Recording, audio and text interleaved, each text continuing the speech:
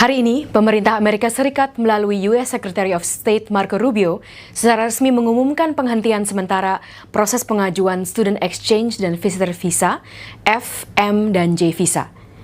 Bagi adik-adik dan rekan-rekan yang saat ini sudah berada di Amerika Serikat dengan visa F, M, atau J, kami merekomendasikan untuk tidak berpergian keluar wilayah Amerika Serikat hingga ada kepastian lebih lanjut.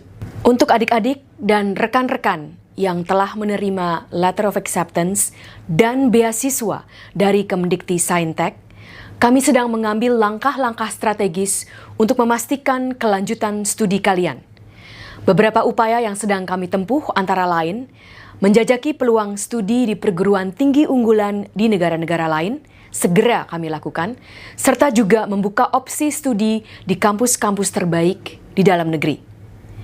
Kementerian Pendidikan Tinggi, Sains, dan Teknologi di bawah kepemimpinan Pak Menteri Brian Yuliarto terus bekerja keras dan bergerak cepat untuk mengutamakan kelanjutan studi kalian.